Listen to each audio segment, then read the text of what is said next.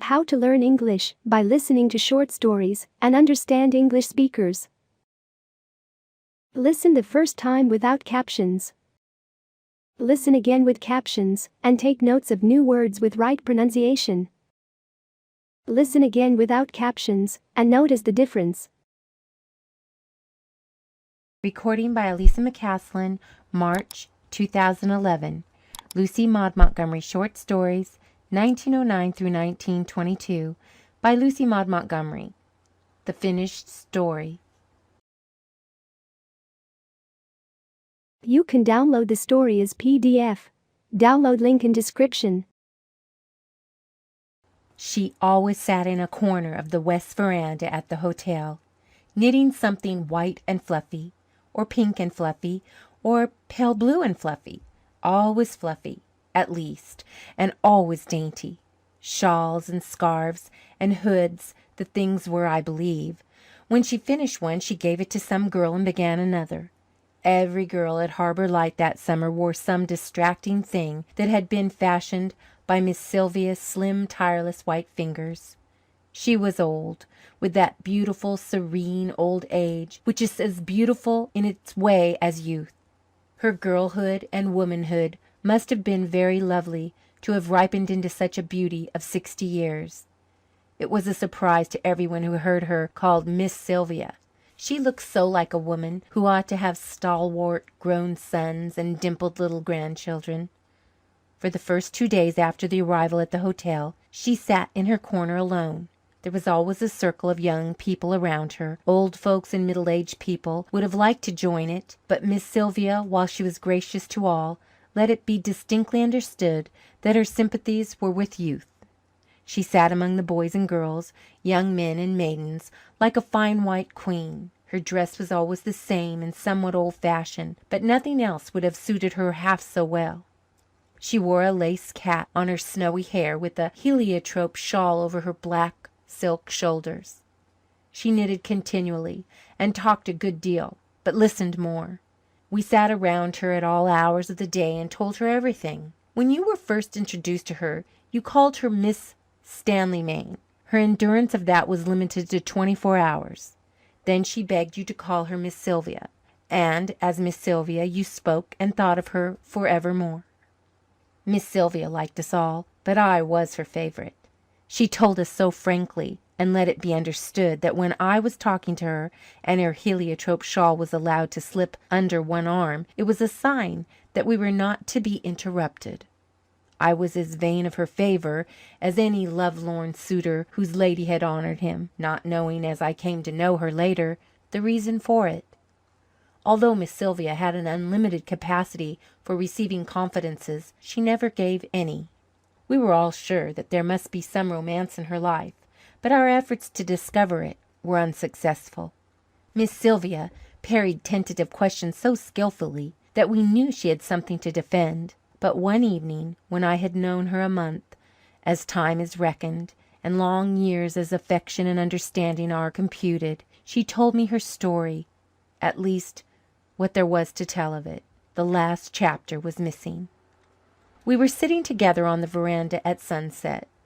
Most of the hotel people had gone for a harbour sail. A few forlorn mortals prowled about the grounds and eyed our corner wistfully, but by the sign of the heliotrope shawl knew it was not for them. I was reading one of my stories to Miss Sylvia.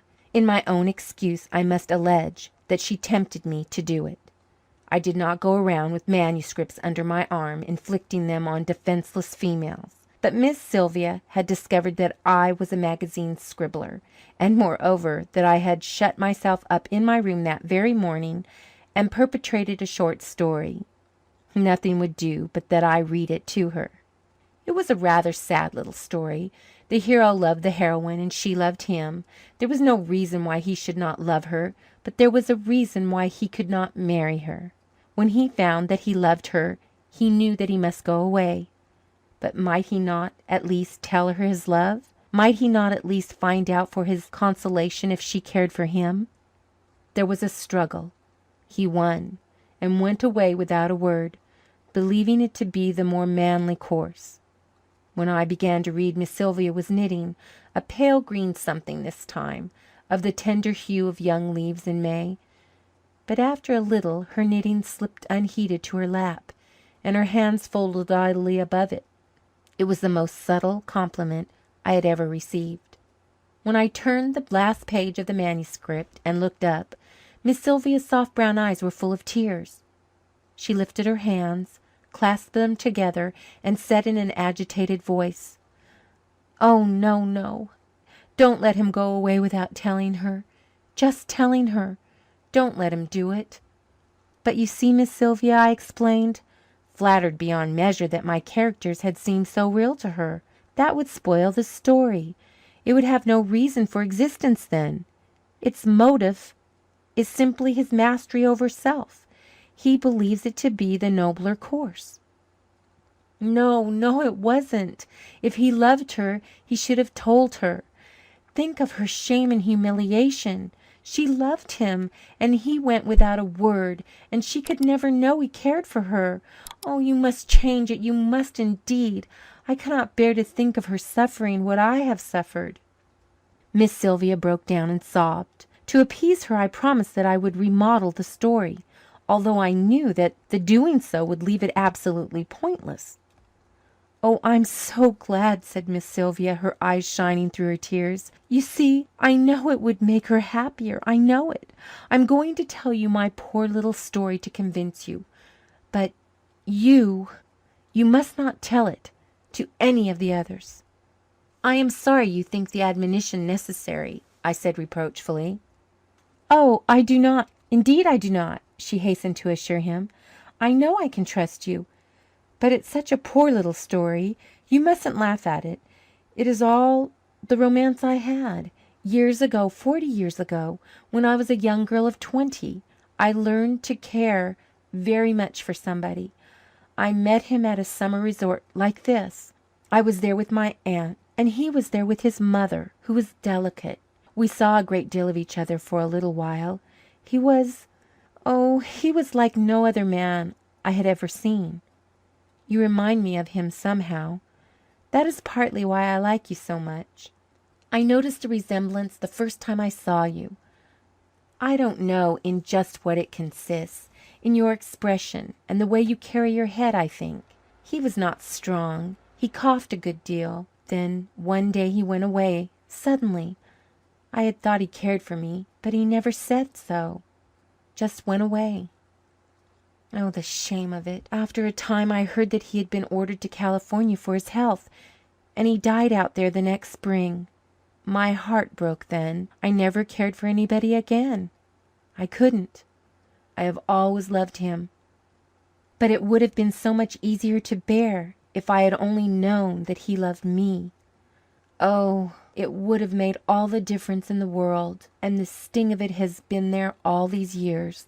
I can't even permit myself the joy of dwelling on his memory because of the thought that perhaps he did not care." "He must have cared," I said warmly. "He couldn't have helped it, Miss Sylvia." Miss Sylvia shook her head with a sad smile. "I cannot be sure. Sometimes I think he did, but then the doubt creeps back again. I would give almost anything to know that he did, to know that I have not lavished all the love of my life on a man who did not want it. And I never can know. Never. I can hope and almost believe, but I can never know.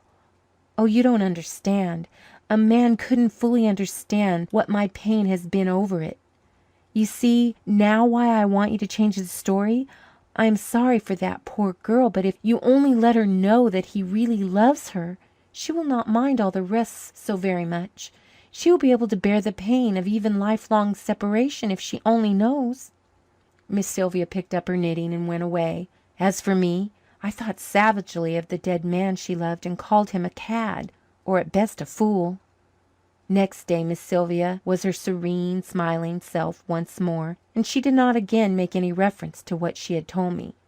A fortnight later she returned home, and I went my way back to the world. During the following winter I wrote several letters to Miss Sylvia and received replies from her.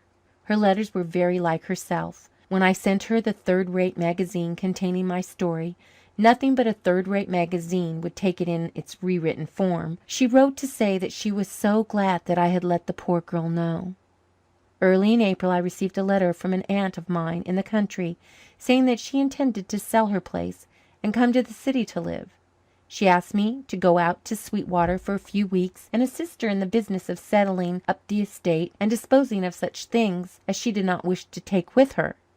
When I arrived at Sweetwater, I found it moist and chill, with the sunny moisture and teasing chill of our Canadian springs. They are long and fickle and reluctant, these springs of ours, but oh, the unnameable charm of them! There was something even in the red buds of the maples at Sweetwater and in the long, smoking stretches of hillside fields that sent a thrill through my veins, finer and subtler than any given by old wine. A week after my arrival, when we had got the larger affairs pretty well straightened out, Aunt Mary suggested that I had better overhaul Uncle Alan's room. "The things there have never been meddled with since he died," she said. "In particular, there's an old trunk full of his letters and his papers. It was brought home from California after his death. I've never examined them. I don't suppose there is anything of any importance among them. But I'm not going to carry all that old rubbish to town, so I wish you would look over them and see if there is anything that should be kept. The rest may be burned." I felt no particular interest in the task. My Uncle Alan Blair was a mere name to me. He was my mother's eldest brother and had died years before I was born. I had heard that he had been very clever and that great things had been expected of him, but I anticipated no pleasure from exploring musty old letters and papers of 40 neglected years. I went up to Uncle Alan's room at dusk that night. We had been having a day of warm spring rain, but it had cleared away and the bare maple boughs outside the window were strung with glistening drops. The room looked to the north and was always dim by reason of the close-growing Sweetwater pines. A gap had been cut through them to the northwest, and in it I had a glimpse of the sea Uncle Alan had loved, and above it a wondrous sunset sky fleeced over with little clouds, pale and pink and golden and green, that suddenly reminded me of Miss Sylvia and her fluffy knitting. It was with the thought of her in my mind that I lighted a lamp and began the task of grubbing into Uncle Alan's trunkful of papers. Most of these were bundles of yellowed letters, of no present interest, from his family and college friends. There were several college theses and essays, and a lot of loose miscellanea pertaining to boyish school days. I went through the collection rapidly, until at the bottom of the trunk I came to a small book bound in dark green leather. It proved to be a sort of journal, and I began to glance over it with a languid interest. It had been begun in the spring, after he had graduated from college. Although suspected only by himself, the disease which was to end his life had already fastened upon him. The entries were those of a doomed man, who, feeling the curse fall on him like a frost, blighting all the fair hopes and promises of life, seeks some help and consolation in the outward self-communing of a journal. There was nothing morbid, nothing unmanly in the record. As I read, I found myself liking Uncle Alan, wishing that he might have lived and been my friend.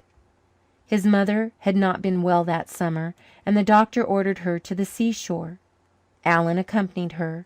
Here occurred a hiatus in the journal. No leaves had been torn out, but a quire or so of them had apparently become loosened from the threads that held them in place. I found them later on in the trunk, but at the time I passed to the next page. It began abruptly. "This girl is the sweetest thing that God ever made. I had not known a woman could be so fair and sweet. Her beauty awes me. The purity of her soul shines so clearly through it like an illuminating lamp. I love her with all my power of loving, and I am thankful that it is so. It would have been hard to die without having known love. I am glad that it has come to me, even if its price is unspeakable bitterness. A man has not lived for nothing who has known and loved Sylvia Stanley Main. I must not seek her love. That is denied me. If I were well and strong, I should win it. Yes, I believe I could win it, and nothing in the world would prevent me from trying. But as things are, it would be the part of a coward to try. Yes, I cannot resist the delight of being with her, of talking to her, of watching her wonderful face. She is in my thoughts day and night. She dwells in my dreams. Oh, Sylvia, I love you, my sweet." A week later there was another entry, July 17th. "I am afraid today I met Sylvia's eyes. In them was a look which at first stirred my heart to its deeps with tumultuous delight, and then I remembered. I must spare her that suffering, at whatever cost to myself. I must not let myself dwell on the dangerous sweetness of the thought that her heart is turning to me. What would be the crowning joy to another man could be only added sorrow to me." Then, July 18th. "This morning I took the train to the city. I was determined to know the worst once for all. The time had come when I must. My doctor at home had put me off with vague hopes and perhapses. So I went to a noted physician in the city. I told him I wanted the whole truth. I made him tell it. Stripped of all softening verbiage, it is this: I have perhaps 8 months or a year to live, no more. I had expected it, although not quite so soon. Yet the certainty was none the less bitter. But this is no time for self-pity. It is of Sylvia I must think now. I shall go away at once, before the sweet fancy which is possibly budding in her virgin heart shall have bloomed into a flower that might poison some of her fair years." July 19th. It is over. I said good-bye to her today before others, for I dared not trust myself to see her alone. She looked hurt and startled, as if someone had struck her. But she will soon forget, even if I have not been mistaken in the reading of her eyes. As for me, the bitterness of death is already over in that parting. All that now remains is to play the man to the end. From further entries in the journal I learned that Alan Blair had returned to Sweetwater, and later on had been ordered to California. The entries during his sojourn there were few and far between. In all of them he spoke of Sylvia. Finally, after a long silence, he had written: "I think the end is not far off now. I am not sorry, for my suffering has been great of late. Last night I was easier. I slept and dreamed that I saw Sylvia. Once or twice I thought that I would arrange to have this book sent to her after my death, but I have decided that it would be unwise. It would only pain her, so I shall destroy it when I feel the time has come. It is sunset in this wonderful summer land. At home in Sweetwater it is only early spring as yet, with snow lingering along the edges of the woods. The sunsets there will be a creamy yellow and pale red now. If I could but see them once more, and Sylvia." There was a little blot where the pen had fallen. Evidently the end had been nearer than Alan Blair had thought. At least there were no more entries, and the little green book had not been destroyed. I was glad that it had not been, and I felt glad that it was thus put in my power to write the last chapter of Miss Sylvia's love story for her. As soon as I could leave Sweetwater I went to the city, 300 miles away, where Miss Sylvia lived. I found her in her library, in her black silk dress and heliotrope shawl, knitting up cream wool, for all the world as if she had just been transplanted from the veranda corner of Harbour Light. "My dear boy," she said. "Do you know why I have come?" I asked. "I am vain enough to think it was because you wanted to see me," she smiled. "I did want to see you, but I would have waited until summer if it had not been that I wished to bring you the missing chapter of your story, dear lady." I don't understand," said Miss Sylvia, starting slightly. "I had an uncle, Alan Blair, who died 40 years ago in California," I said quietly. "Recently I have had occasion to examine some of his papers. I found a journal among them, and I have brought it to you because I think that you have the best right to it." I dropped the parcel in her lap. She was silent with surprise and bewilderment. "And now," I added, "I'm going away. You won't want to see me or anyone for a while after you've read this book, but I will come up to see you tomorrow."